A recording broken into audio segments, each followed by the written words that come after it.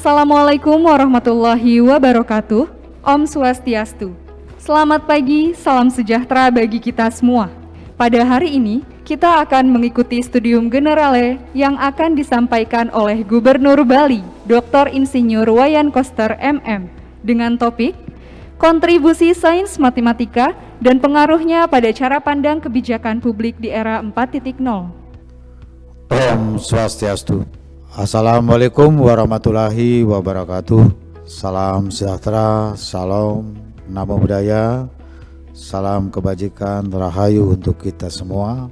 Yang saya hormati jajaran pimpinan Fakultas MIPA Institut Teknologi Bandung, juga adik-adik mahasiswa Institut Teknologi Bandung yang saya cintai dan saya banggakan. Pertama-tama saya mengucapkan terima kasih diundang sebagai pembicara dalam acara Studium General di Institut Teknologi Bandung. Bagi saya ini adalah satu kehormatan dan kepercayaan kepada salah seorang alumninya yang saat ini kebetulan menjabat sebagai Gubernur Bali. Ada memori sedikit waktu saya kuliah di ITB ini. Tempat ini adalah tempat belajar bersama dulu. Ada meja berempat, berenam, diskusi, membicarakan materi perkuliahan, dan terutama sekali ada tugas kelompok, tugas individu yang setiap hari ada di sini. Dan kalau belajar di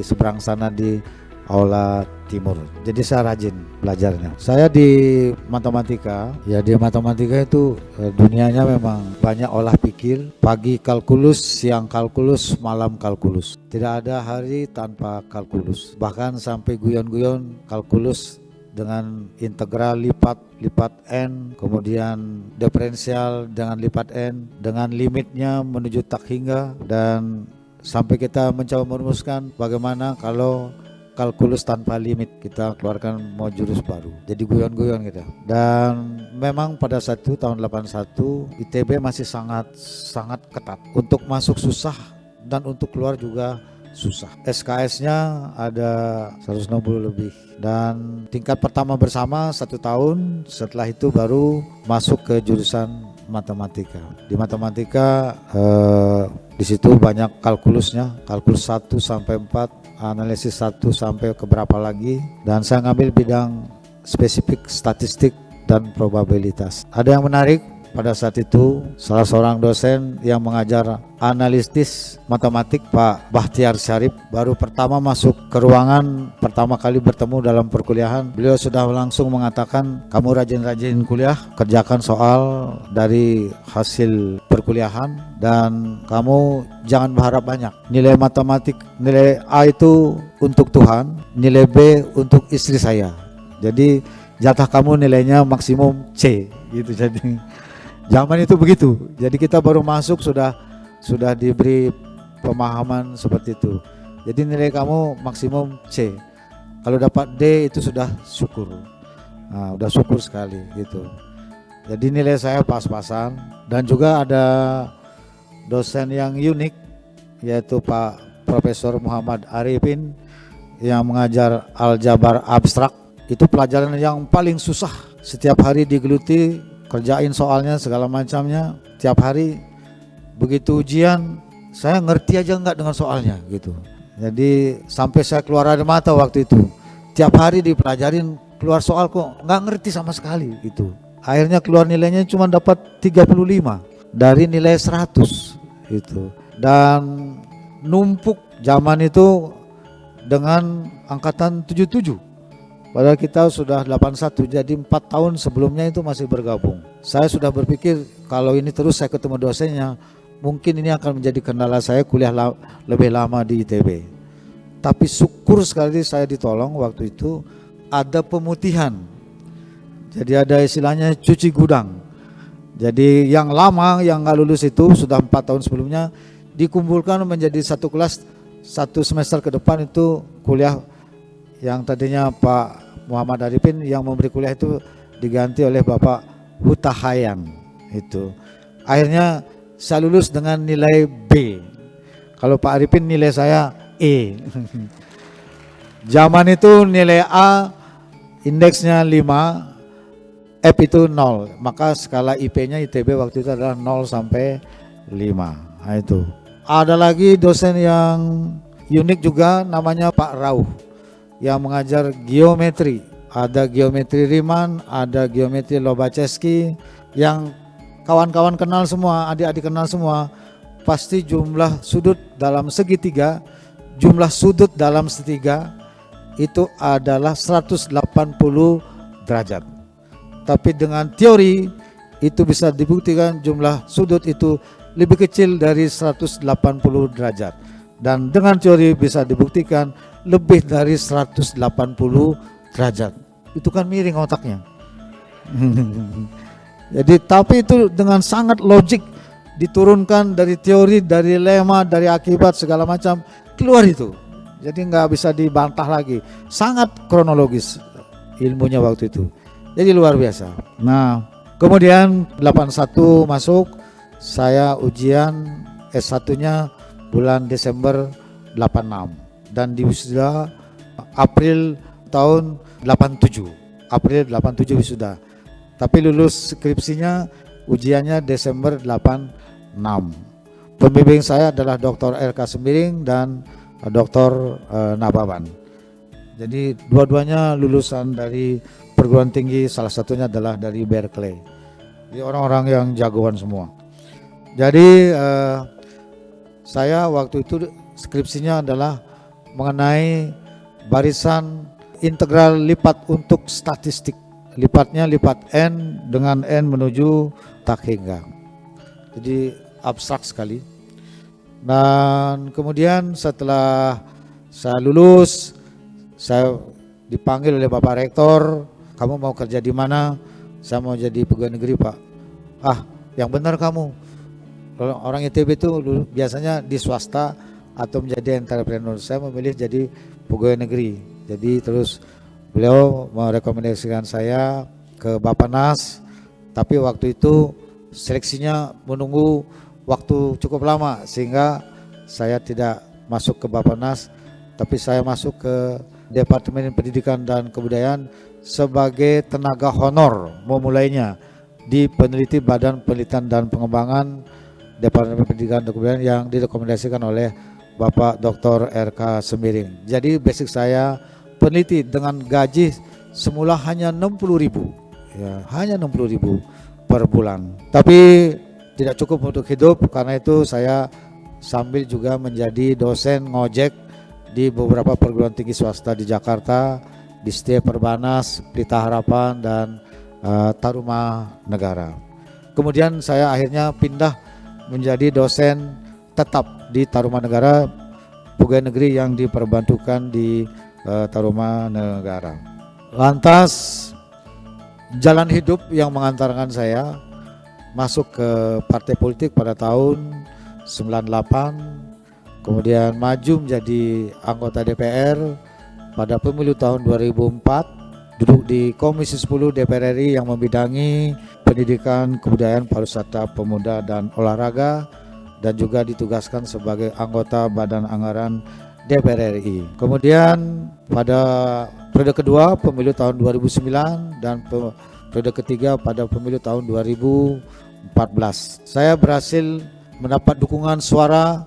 Kalau di Bali dari 9 anggota DPR, saya perolehan suara tahun 2000. Kalau 2004 masih pakai nomor urut, 2009 pakai suara terbanyak, saya nomor 1 suara terbanyak dari Bali. Dan ranking 7 nasionalnya dari 550 anggota DPR RI. Kemudian pada pemilu 2014 saya dapat suara naik 260.000, tertinggi di Bali dan nomor 3 secara nasional. Jadi kalau di Bali saya cukup terkenal sebagai anggota DPR. Nah, apa yang mendorong kemampuan di dalam bekerja itu ada 2 hal yang saya rasakan. Yang pertama adalah pengetahuan yang kita geluti pada saat perkuliahan.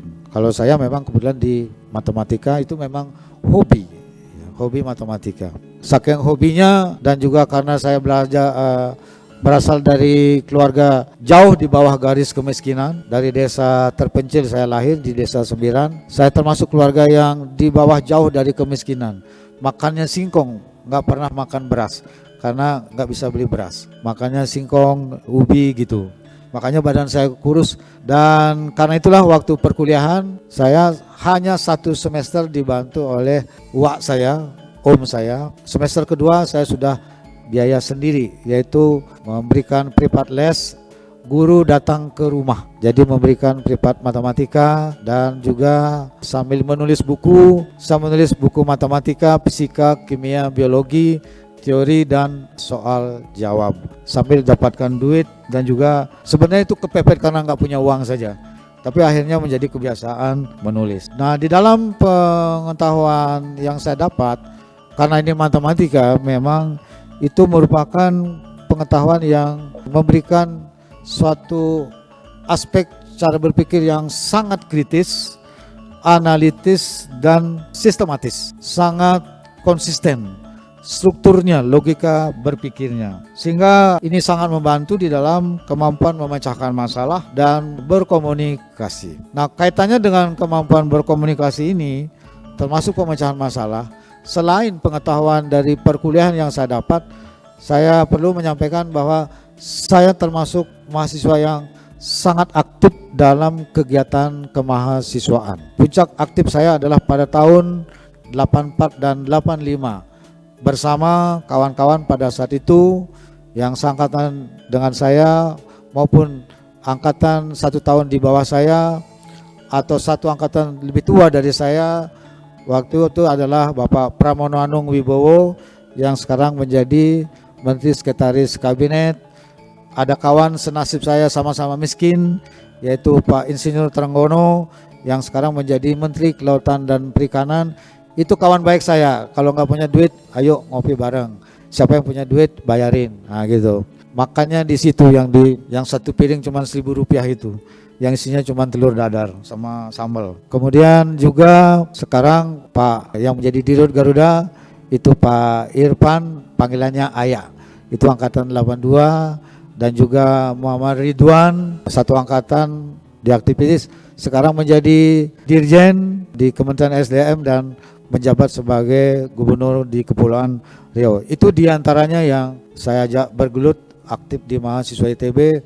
Dan pada saat itu saya perlu menyampaikan sedang ada transisi dari normalisasi kehidupan kampus, karena ITB menolak konsep NKK BKK. Mahasiswa ITB waktu itu masih bertahan pada konsep kemahasiswaan Dewan Mahasiswa, tapi tidak ada titik temu, sehingga waktu itu saya menjadi tim untuk merumuskan konsep Senat Mahasiswa sebagai jalan tengah antara Dewan Mahasiswa dengan normalisasi kehidupan kampus yang ditawarkan oleh Menteri Pendidikan dan Kebudayaan pada saat itu. Saya 1 semester 0 kredit, tidak mengambil mata kuliah sama sekali, hanya untuk menyelesaikan konsep organisasi kemahasiswaan yang dinamakan dengan Senat Mahasiswa yang dipakai sekarang ini.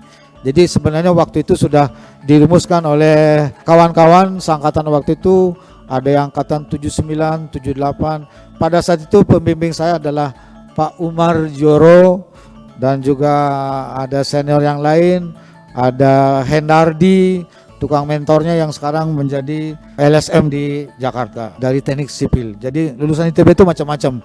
Ada jadi wartawan, ada jadi LSM, ada macam-macamnya gitu. Nah, saya terjun di politik dan kemudian menjadi anggota DPR 3 periode. Apa yang diperoleh dari pengetahuan ini adalah memang sangat dipengaruhi oleh pengetahuan waktu kuliah dan juga waktu beraktivitas selama kehidupan di kampus yang dijalaninya. Jadi tidak semata akademis, tapi juga kehidupan yang lebih nyata, bergaul, kemudian kemampuan di dalam mengorganisasi, kemampuan di dalam mengkoordinasikan, kemampuan di dalam berkomunikasi, serta di dalam membangun satu persahabatan. Itu hal yang sangat menunjang di mana kita akan berkarir di dunia apapun juga. Jadi pengetahuan dari perkuliahan maupun juga aktivitas selama di kemahasiswaan. Jadi kalau adik-adik aktif di kemahasiswaan, jangan pernah berpikir itu rugi, tapi itu betul-betul sesungguhnya sangat menunjang dan mungkin lebih menentukan dari pengetahuan akademisnya. Rata-rata yang menjadi pemimpin itu adalah waktu kuliahnya akademisnya kurang bagus, tapi aktif di mahasiswa. Saya termasuk orang yang lulusnya pas-pasan. IP saya cuma 3,0 dari skala 5. Jadi rata-rata nilainya itu C.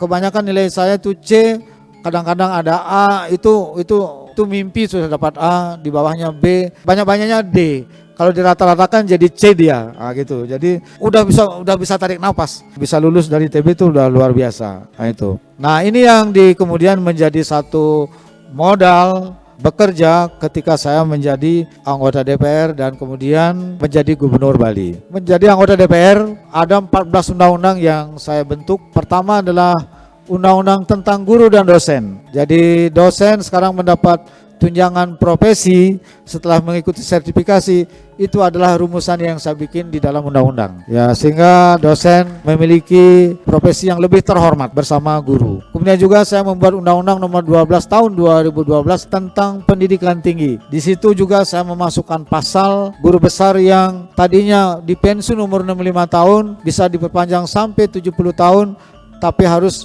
mengikuti perpanjangan setiap tahun.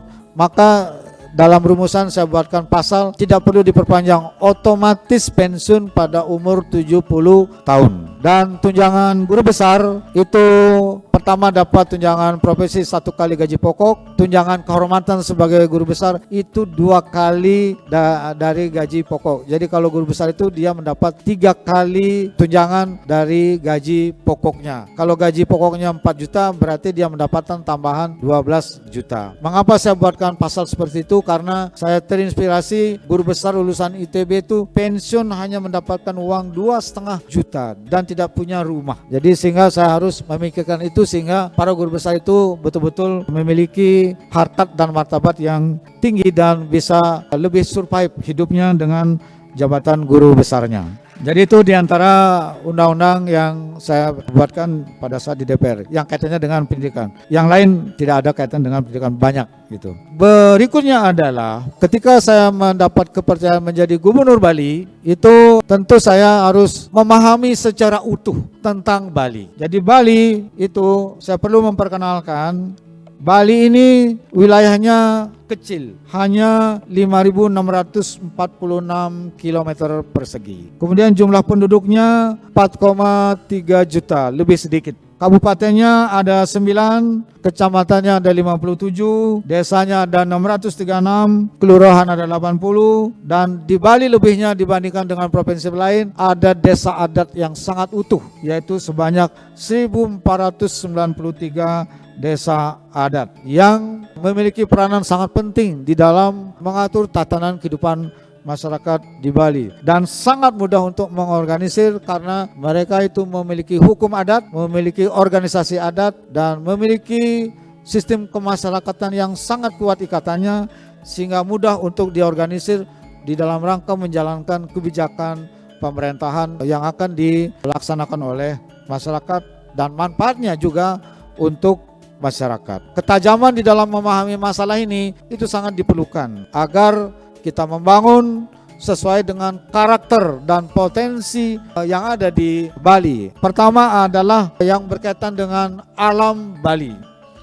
Alam Bali itu dianugerahi satu warisan yang luar biasa, suatu sumber daya yang luar biasa, yang sangat terkenal. Ada salak Bali, ada manggis Bali, beras Bali, sapi Bali, dan seterusnya. Kemudian ada masalah, kalau pertanian itu sekarang alih fungsi lahan yang cukup tinggi, kemudian juga subaknya itu makin menurun jumlahnya, kemudian juga masalah air berkaitan dengan air untuk kehidupan sehari-hari maupun juga air untuk kepentingan pertanian, irigasi, serta air untuk kepentingan yang lainnya. Serta juga saat ini Bali sudah mengalami masalah lingkungan. Kemudian selain alam juga ada unsur yang kedua, yaitu manusia Bali. Manusia Bali ini dari sejarahnya yang saya baca, dari riset yang saya baca, manusia Bali ini termasuk kategori ras unggul dalam bidang-bidang tertentu. Maka orang Bali ini kalau dilepas dia di mana saja, dia bisa survive. Dalam keadaan sesulit apapun dia bisa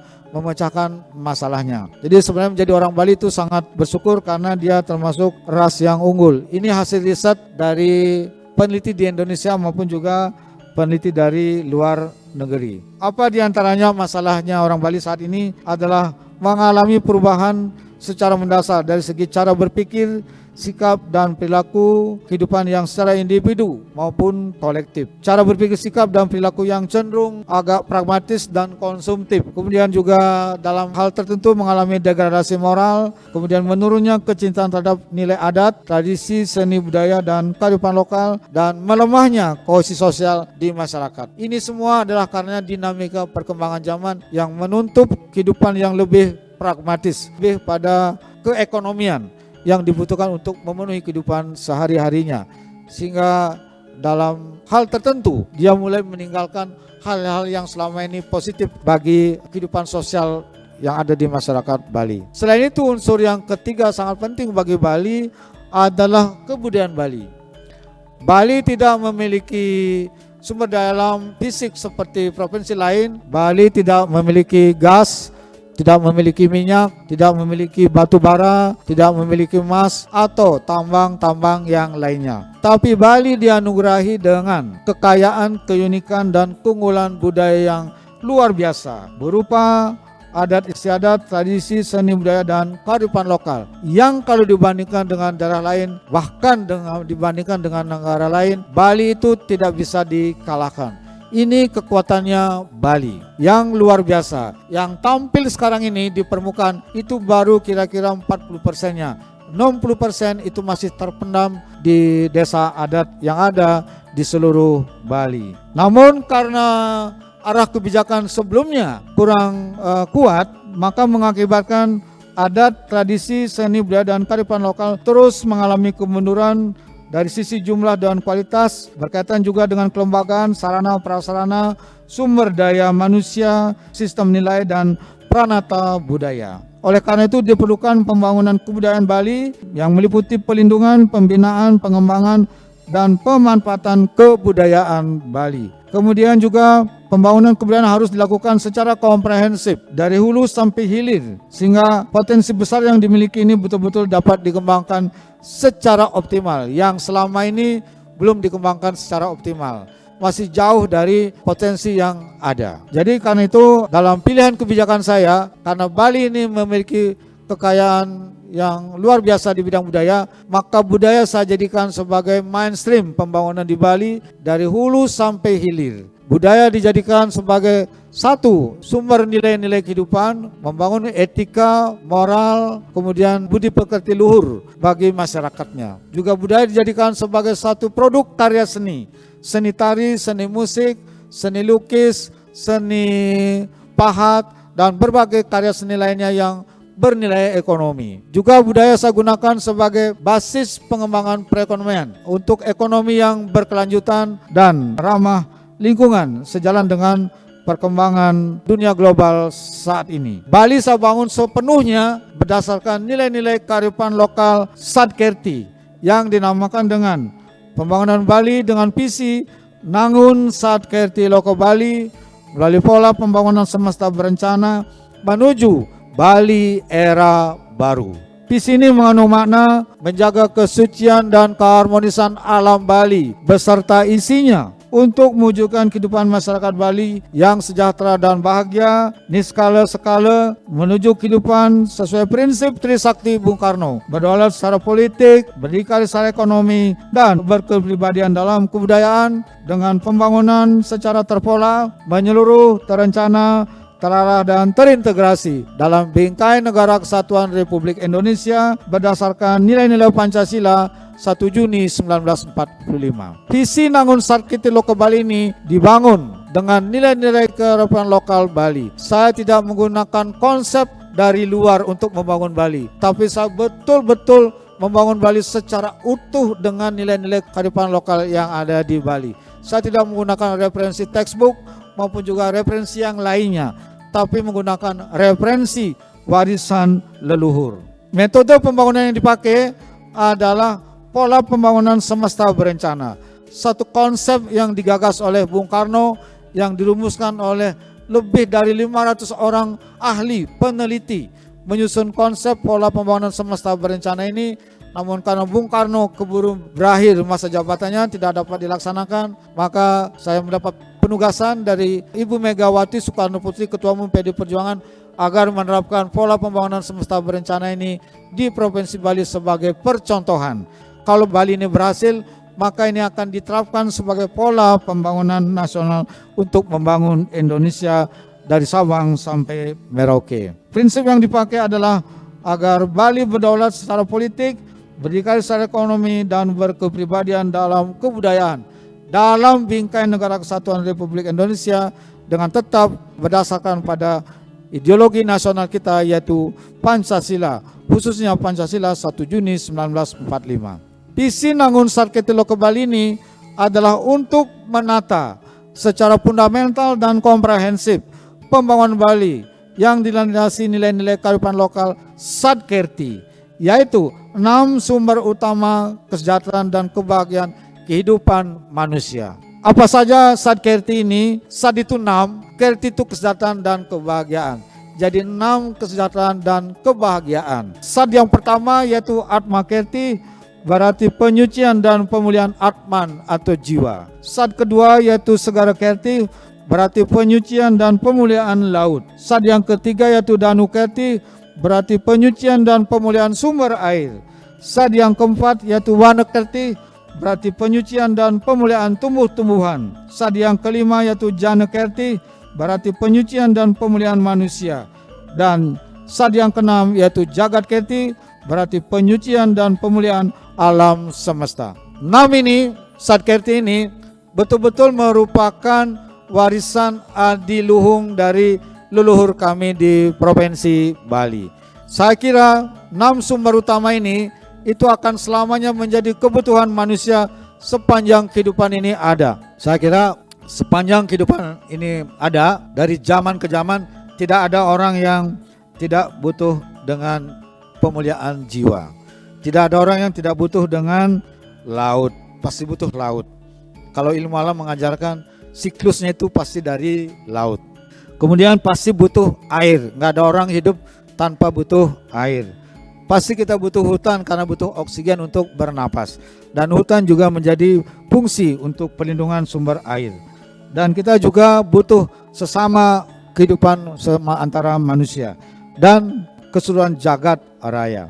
Visi Nangun Sarketi Loka Bali ini adalah untuk mewujudkan Bali era baru, yaitu suatu era yang ditandai dengan tatanan kehidupan baru. Bali yang kawista, Bali yang kang tata titi tentrem keteraharja, Bali yang gemah ripah loh jinawi, merupakan tatanan kehidupan holistik yang meliputi 3 dimensi utama, yaitu dimensi pertama, bisa menjaga keseimbangan alam, manusia, dan kebudayaan Bali atau genuine Bali. Dimensi yang kedua, bisa memenuhi kebutuhan, harapan, dan aspirasi masyarakat Bali dalam berbagai aspek kehidupan. Dan dimensi ketiga merupakan manajemen risiko atau risk management, yaitu memiliki kesiapan yang cukup dalam mengantisipasi munculnya permasalahan dan tantangan baru dalam tataran lokal, nasional, dan global yang akan berdampak secara positif maupun negatif terhadap kondisi di masa yang akan datang. Jadi adik-adik sekalian, manajemen risiko ini itu menjadi bagian daripada skenario pembangunan Bali. Mengapa saya masukkan manajemen risiko ini sebagai satu mitigasi dampak dari satu kebijakan? Karena satu kebijakan yang dikeluarkan oleh pemerintah selain memberi manfaat yang positif, selalu ada dampak lainnya yang dalam batas tertentu bisa berdampak negatif, merugikan masyarakat, munculnya masalah lingkungan, masalah sosial, dan masalah-masalah lainnya. Oleh karena itu, ini sudah harus dipertimbangkan betul ketika merumuskan satu kebijakan. Apa kira-kira risiko yang akan muncul akibat daripada kebijakan itu sendiri sudah harus dipikirkan. Sehingga dengan demikian, inline dalam suatu sistem, segala sesuatu itu sudah diperhitungkan dan sudah terukur. Sehingga dengan demikian, itu akan mengurangi risiko negatif daripada dampak dari suatu munculnya kebijakan yang diberlakukan dalam satu pembangunan. Visi Nangun Satke Teluk Bali ini diwujudkan dengan 5 bidang program prioritas. Yang pertama adalah bidang pangan, sandang, dan papan. Bidang kedua adalah pendidikan dan kesehatan. Bidang ketiga adalah jaminan sosial dan ketenagakerjaan. Bidang keempat adalah adat, agama, tradisi, seni, dan budaya. Bidang kelima adalah pariwisata. 5 bidang prioritas inilah yang menjadi urusan utama kami di Provinsi Bali untuk memenuhi segala kebutuhan bagi masyarakat Bali. Dan di dalam menjalankan visi ini, visi yang sudah dijabarkan menjadi misi, misi dijabarkan menjadi arah kebijakan dijabarkan menjadi program, program dijabarkan menjadi satu kegiatan, dan semua agar bisa dilaksanakan dengan tertib dan disiplin dibuatkan kerangka kebijakan berupa peraturan. Peraturannya ada 2, peraturan daerah dan peraturan gubernur.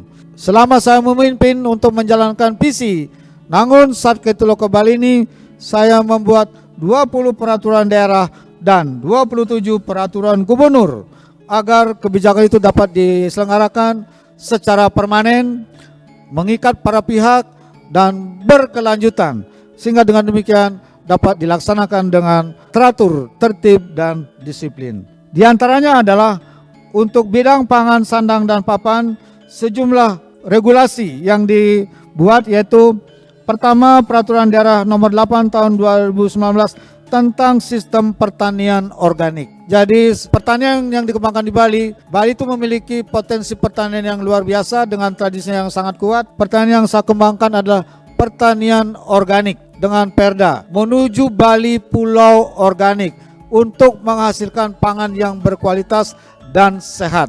Dan yang utama adalah tidak saja menghasilkan pangan yang berkualitas dan sehat, tapi juga tidak mencemari lingkungan, sehingga nilai sosial itu tidak akan berubah. Lingkungan tidak akan rusak, ekosistem tidak akan rusak akibat daripada pertanian yang selama ini menggunakan pestisida dan pupuk kimia, sehingga ekosistem itu jadi rusak. Sekarang di Bali sudah betul-betul berjalan dengan baik sistem pertanian organiknya. 70.000 hektar sawah, sekarang ini targetnya tahun 2022 sampai Desember 40.000 hektar sawah itu sudah organik. 200.000 lebih hektar perkebunan itu sekarang 150.000 lebih itu sudah organik. Sisanya akan diselesaikan pada tahun 2023, sehingga Bali itu akan betul-betul menjadi pulau organik, menghasilkan pangan yang berkualitas dan sehat, sekaligus juga itu akan meningkatkan kualitas pariwisata Bali. Kemudian yang kedua adalah peraturan daerah nomor 8 tahun 2020 untuk pengembangan industri provinsi di Bali, khususnya industri berbasis budaya, berbasis kerajinan rakyat, karena Bali memiliki kekayaan budaya yang bisa diimplementasikan menjadi satu karya seni kerajinan rakyat yang bernilai tinggi dan berkualitas serta berdaya saing. Berikutnya adalah peraturan daerah nomor 5 tahun 2022 tentang labelisasi produk dengan branding Bali. Bali menjadi hub ekspor produk secara alamiah. Sekarang kami akan standarkan sehingga dia mendapat label Bali untuk mendapat kelayakan sertifikat untuk bisa diekspor. Sehingga dengan demikian ini akan menjaga kualitas produk dan menjaga citra Bali sebagai daerah yang melakukan fungsi ekspor ke berbagai negara. Kemudian juga dikeluarkan peraturan Gubernur Bali nomor 99 tahun 2018 tentang pemasaran dan pemanfaatan produk pertanian, perikanan, dan industri lokal Bali. Saya memperlakukan kebijakan apa yang dihasilkan dari alam Bali yang mengerjakan orang Bali, kemudian hasilnya adalah untuk memenuhi kebutuhan masyarakat Bali. Yang utama, 4,3 juta orang Bali itu harus menjadi pengguna atau user produk-produk lokal Bali. Itu adalah pasar, supaya ekonomi berputar di Bali, yang sumbernya dari Bali, yang mengerjakan orang Bali, dan yang menggunakan juga orang Bali untuk menghidupi kehidupan sehari-harinya, ataupun juga untuk mengembangkan usaha dan perekonomian yang lainnya. Jadi Bali harus survive dari sumber daya yang ada di Bali dan digerakkan oleh masyarakat Bali itu sendiri dengan tradisinya yang kuat. Kemudian juga memberlakukan Peraturan Gubernur Bali Nomor 1 Tahun 2020 tentang tata kelola minuman fermentasi dan atau destilasi khas Bali. Di Bali ada minuman destilasi khas Bali yang sangat terkenal diolah secara tradisional yang dinamakan dengan arak Bali. Tidak kalah dengan sake dari Jepang, tidak kalah dengan soju dari Korea, tidak kalah dengan whisky dari negara lainnya. Dan sebelumnya arak Bali ini dijadikan sebagai minuman yang masuk dalam kategori usaha daftar negatif investasi dengan adanya peraturan presiden yang dikeluarkan pada tahun 94. Sekarang saya melakukan peraturan gubernur sehingga sekarang bisa dikelola diberikan oleh masyarakat. Dan sekarang arak Bali sudah menjadi minuman spirit ke-7 dunia yang produknya sudah mendunia. Dan sekarang para pelaku usaha pariwisata di Bali yang sebelumnya menggunakan minuman dari luar impor sekarang sudah menggunakan produk dari lokal Bali yang diproduksi secara tradisional di Bali oleh masyarakat Bali sendiri. Saya perlu menyampaikan bahwa ada kebijakan regulasi sebelumnya oleh pemerintahan yang lama karena sangat pro dengan impor. Impor miras boleh, tapi minuman yang diproduksi oleh rakyatnya sendiri itu tidak boleh diberdayakan. Ini sangat tidak adil bagi Indonesia sesuai dengan sila kelima daripada Pancasila itu sendiri. Karena itu saya mendobrak ini dengan Peraturan Gubernur Bali Nomor 1 Tahun 2020. Sekarang sudah mendunia arak Bali ini. Sudah dapat pita cukai dan mendapat izin edar dari Badan POM. Kemudian saya juga melakukan Peraturan Gubernur Bali Nomor 3 Tahun 2020 tentang pengelolaan dana penguatan modal bermanfaat untuk para UMKM dan koperasi. Kami memberikan bantuan modal sehingga dia dapat mengembangkan usahanya. Kemudian juga memberlakukan Surat Edaran Gubernur Bali Nomor 17 Tahun 2021 tentang pemanfaatan produk garam tradisional lokal Bali.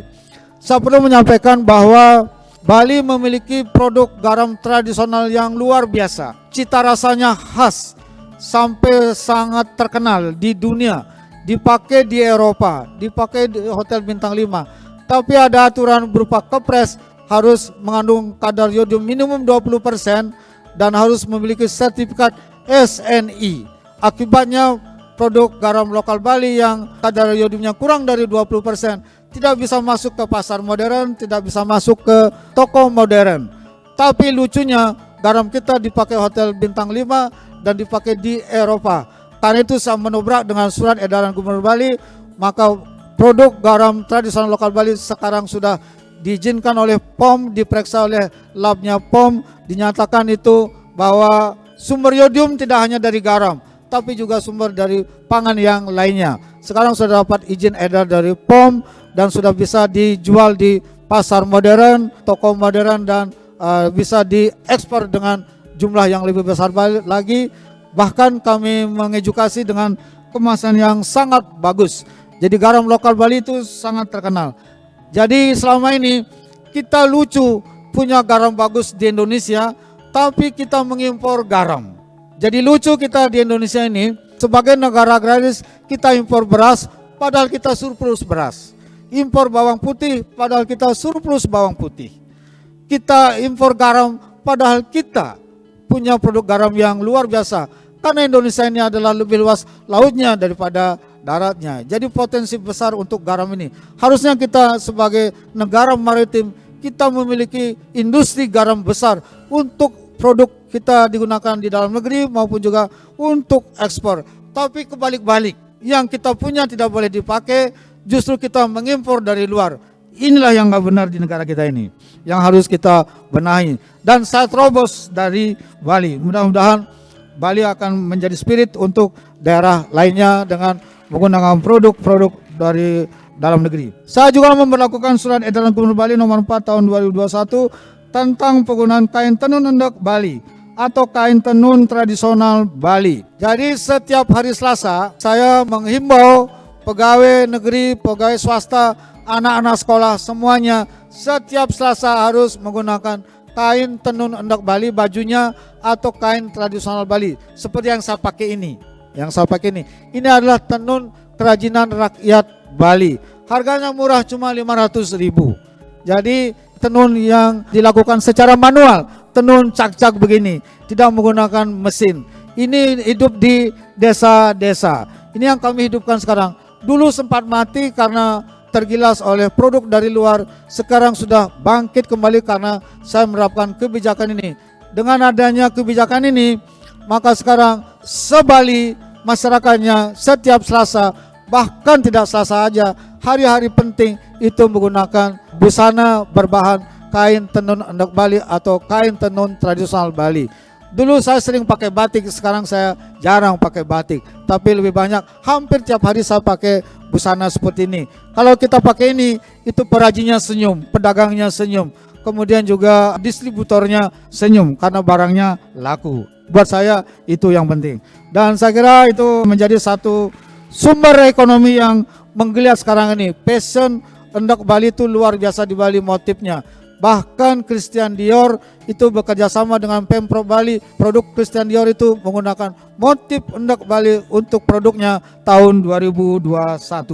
Sehingga endek Bali sekarang sudah mendunia berkat kebijakan yang dikeluarkan oleh Gubernur Bali yang lulusan dari ITB ini gitu. Jadi memang harus berani melakukan terobosan.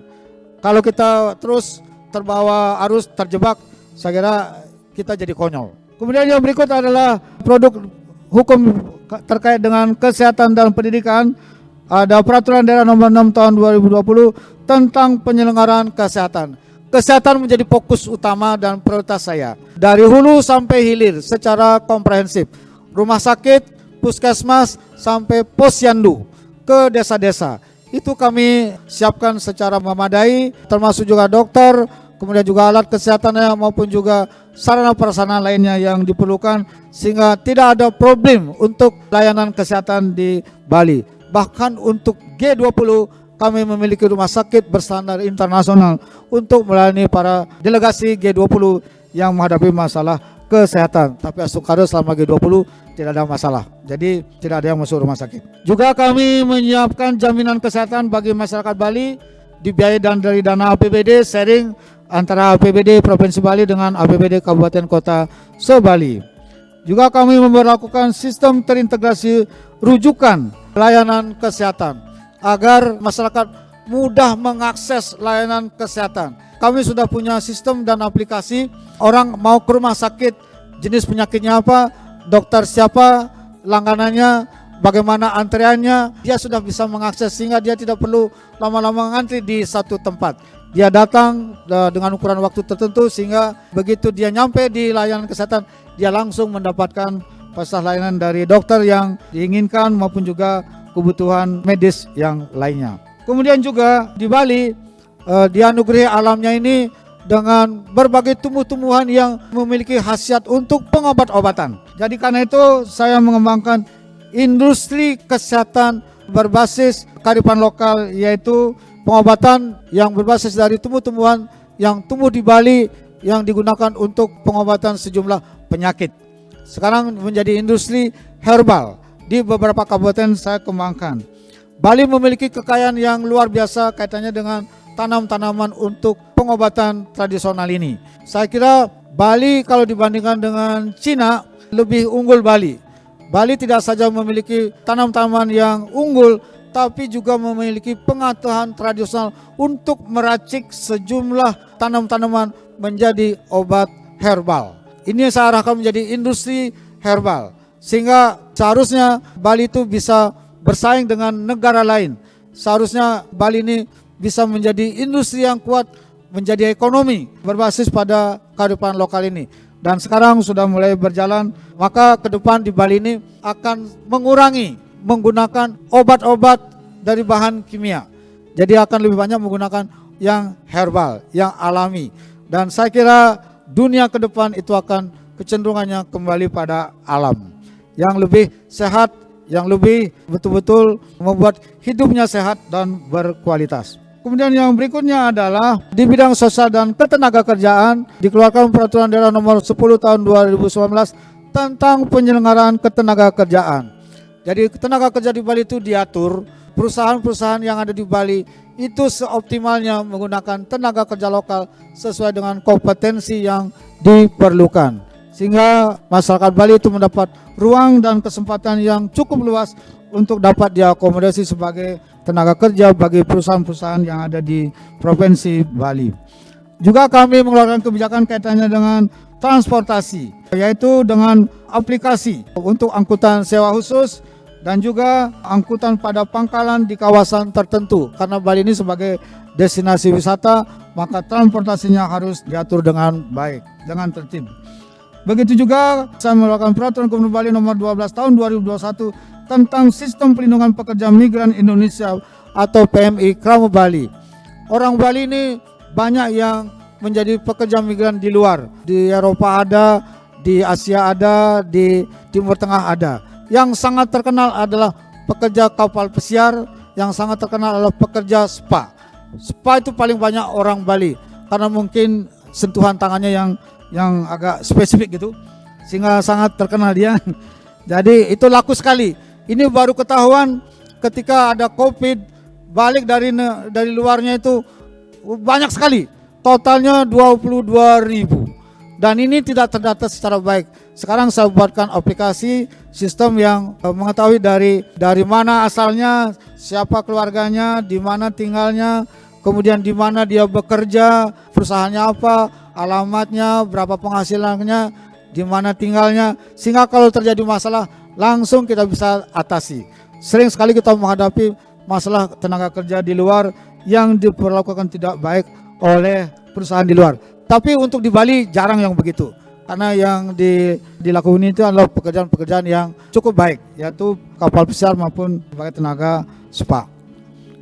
Yang berikut adalah kebijakan yang berkaitan dengan adat, agama, tradisi, seni dan budaya serta kearifan lokal. Ini yang menjadi kekuatannya Bali. Saya bangun kebijakannya dengan menerapkan Peraturan Daerah Nomor 4 Tahun 2019 tentang Desa Adat di Bali. Desa adat di Bali ini saya perkuat betul kedudukannya, karena dari segi regulasi nasional itu cenderung diperlemah.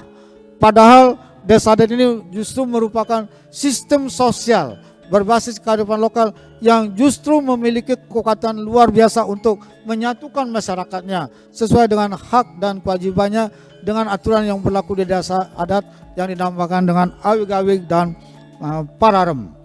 Itu yang saya lakukan di desa adat, sehingga sekarang desa adat di Bali itu betul-betul saat ini sudah sangat mulai kuat sekarang ini. Kemudian juga Peraturan Daerah Nomor 4 Tahun 2020 tentang penguatan dan pemajuan kebudayaan Bali. Ini adalah untuk melindungi, melestarikan, kemudian memanfaatkan dan membina seluruh aspek kebudayaan Bali. Karena Bali kekuatannya ada di bidang budaya, sehingga Bali bisa survive secara berkesinambungan dengan budayanya. Dan kemudian juga terkait dengan budaya ini saya memperlakukan Peraturan Gubernur Bali Nomor 79 Tahun 2018 tentang Hari Penggunaan Busana Adat Bali. Saya menggunakan kebijakan penggunaan busana adat Bali setiap hari Kamis, setiap hari Tilem dan hari Purnama dan hari jadi pemerintah daerah. Bahkan hari-hari spesifik tertentu juga menggunakan busana adat Bali. Jadi kelihatan budaya itu tampil, adat itu tampil, tapi di luar itu produksi busana adat di Bali itu berkembang. Fashion busana adat Bali itu berkembang. Jadi artinya apa? IKM, UMKM, koperasi di Bali yang mengeluarkan produk busana adat Bali ini berkembang dengan cepat, sehingga ekonomi kerakyatan itu berkembang dengan sangat baik sekarang ini. Bahkan waktu G20 saya menyambut para tamu negara dan melepas tamu negara, saya selalu menggunakan busana adat Bali. Saya tidak menggunakan jas, tidak menggunakan dasi, karena jas dan dasi itu bukan budaya Indonesia. Jadi kita gunakanlah budaya kita. Kalau Sunda, gunakanlah baju Sunda. Kalau Jawa, gunakanlah baju Jawa. Kalau Kalimantan, gunakanlah baju Kalimantan. Menurut saya itu jauh lebih elegan dan lebih mengenalkan, menampilkan jati diri kita sebagai bangsa Indonesia yang berbudaya. Kemudian juga saya mengeluarkan Peraturan Gubernur Bali Nomor 80 Tahun 2018 tentang pelindungan dan penggunaan bahasa aksara dan sastra Bali serta penyelenggaraan Bulan Bahasa Bali. Saya menghimbau, mengharuskan bahkan setiap hari Kamis menggunakan busana adat Bali dan menggunakan bahasa Bali. Kalau tidak, bahasa Bali ini lama-lama akan punah karena diintervensi dengan bahasa dari luar. bahasa Inggris, bahasa Jepang, bahasa Korea, bahasa Cina. Lama-lama budaya kita hilang. Maka saya menjaga ini, anak-anak sekarang makin mencintai bahasa Balinya. Boleh kita berbahasa Inggris, boleh kita berbahasa Jepang, Korea, Cina bahkan, tapi itu digunakan di mana kita bekerja.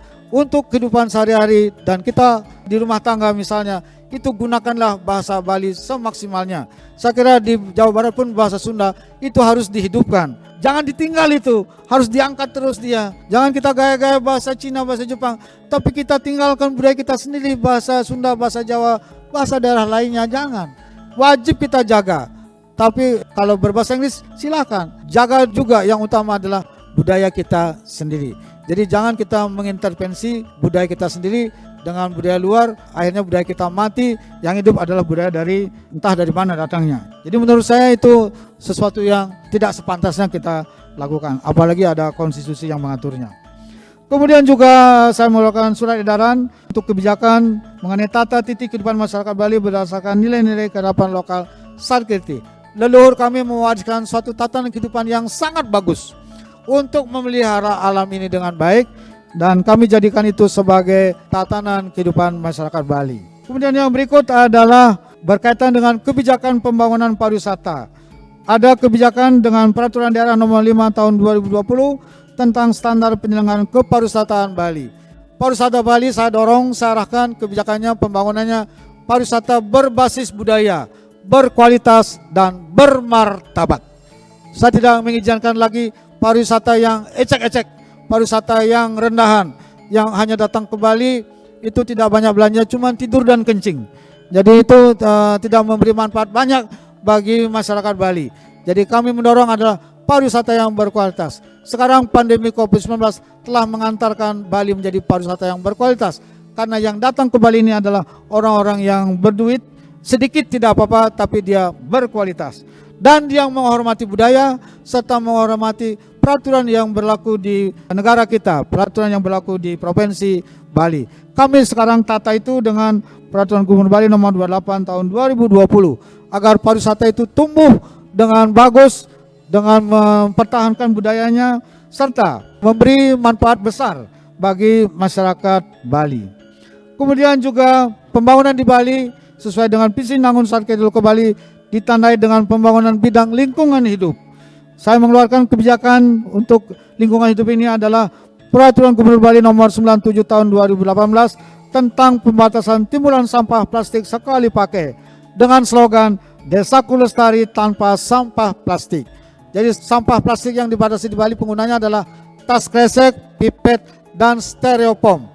Jadi hotel di Bali, pasar swalayan di Bali tidak ada lagi yang menggunakan tas kresek, tidak ada lagi menggunakan pipet, tidak ada lagi menggunakan stereofoam. Semuanya adalah bahan yang natural alami Bali, sehingga lingkungan lebih sehat dan pariwisata Bali itu menjadi naik kelas. Kemudian juga saya memberlakukan Peraturan Gubernur Bali Nomor 47 Tahun 2019 tentang pengelolaan sampah berbasis sumber dengan slogan Desaku bersih tanpa mengotori desa lain.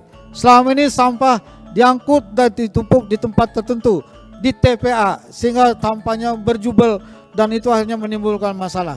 Sekarang saya rubah polanya, siapa yang menghasilkan sampah, dia yang harus menyelesaikan sampahnya. Jangan dia membuat masalah sampah tapi masalahnya diserahkan kepada orang lain, apalagi membebani negara. Maka sekarang saya rubah, sampah harus selesai di tempatnya. Yang organik dijadikan pupuk organik, yang non-organik dijadikan dengan nilai ekonomi. Kemudian juga memberlakukan Peraturan Gubernur Bali Nomor 24 Tahun 2020 tentang pelindungan danau, mata air, sungai, dan laut dengan slogan Airku bersih, hidupku sehat. Saya mengatur masyarakat tidak boleh mengotori air, laut, danau, sungai, dan sumber air lainnya tidak boleh dikotori. Tidak boleh dikotori dengan pupuk kimia, pestisida, maupun juga kotoran-kotoran lain yang membuat air itu rusak kualitasnya dan mengakibatkan menurunnya produksi air itu sendiri. Jadi karena itu saya memberlakukan kebijakan ini supaya air kita terjaga dengan baik dan berkualitas serta sehat untuk dikonsumsi. Kemudian saya juga memberlakukan kebijakan di bidang energi, menerapkan Peraturan Daerah Nomor 9 Tahun 2020 tentang Rencana Umum Energi Daerah Provinsi Bali 2020 sampai 2050. diikuti dengan Peraturan Gubernur Bali Nomor 45 Tahun 2019 tentang Bali Energi Bersih. Dan di dalam peraturan ini juga diatur Bali Mandiri Energi dengan energi bersih. Saya mengeluarkan peraturan gubernur ini pada tahun 2019, dan begitu saya mengeluarkan peraturan gubernur ini, kebijakan energi bersih ini, saya mendapat respon langsung dari tim peneliti dari Institut Teknologi Bandung, para dosen dari ITB, tim peneliti dari LAPI ITB yang dipimpin oleh Dr. Harkunti P. Rahayu. Sayangnya beliau nggak hadir ya.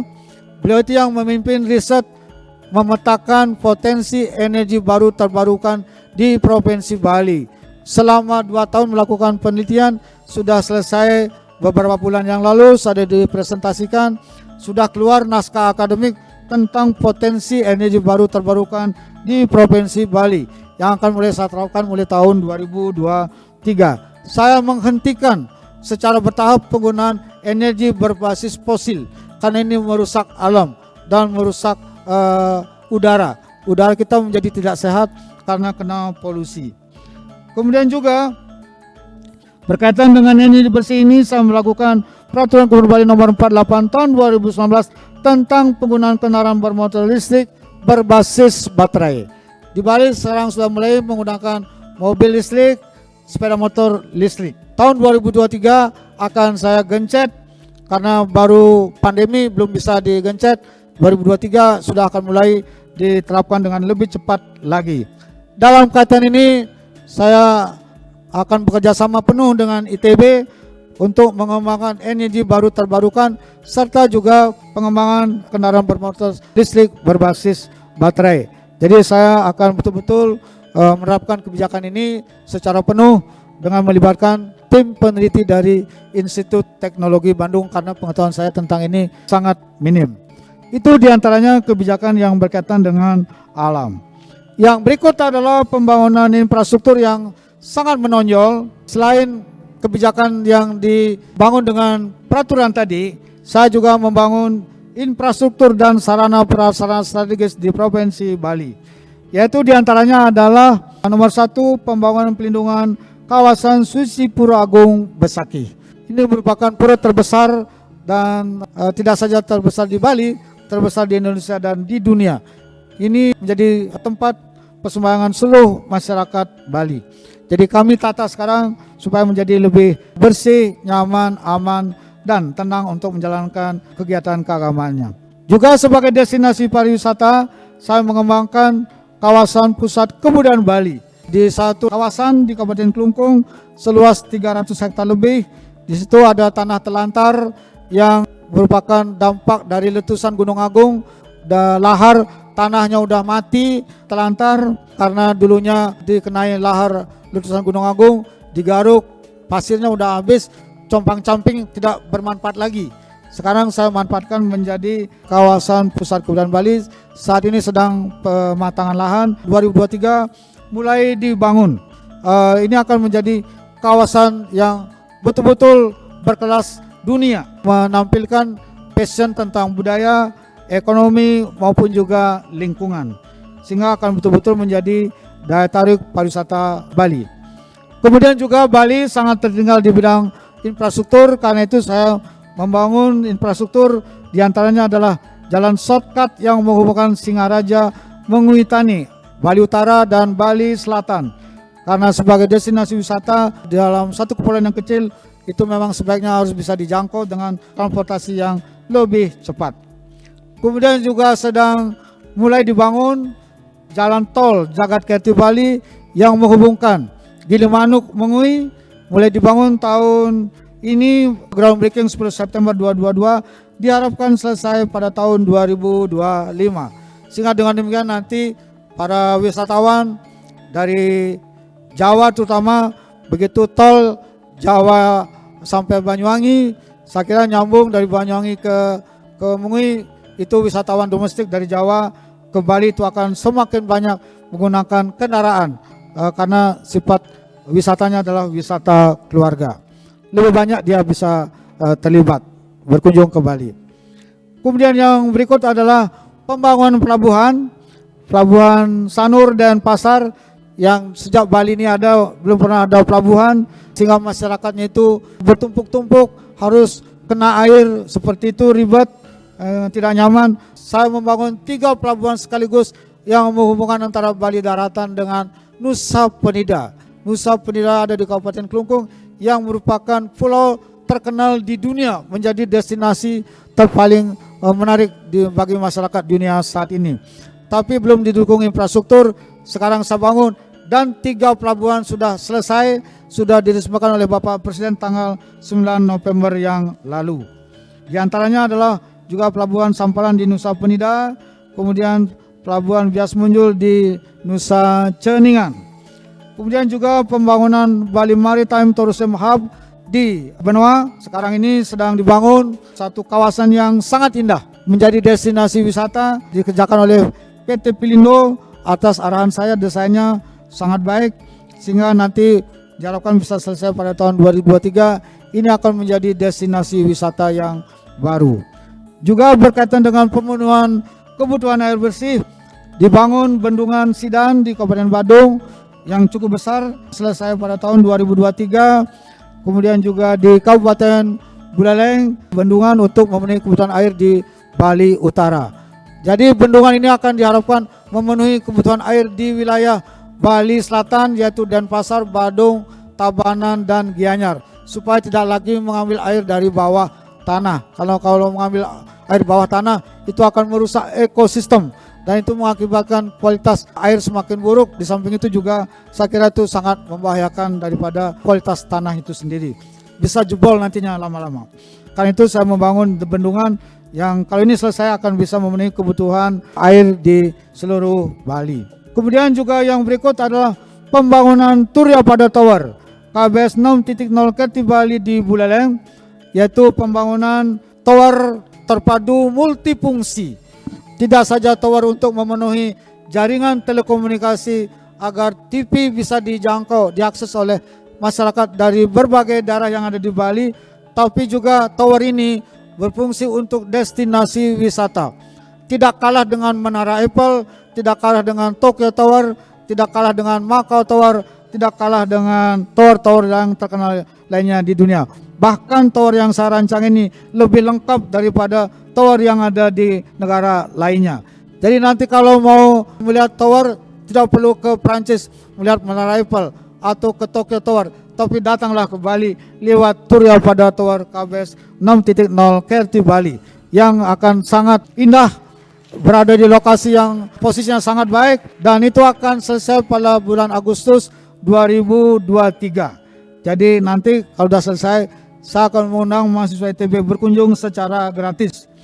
Tolong dicatat ini Pak Dekan, sebagai dedikasi saya kepada ITB yang telah melahirkan saya untuk menjadi gubernur.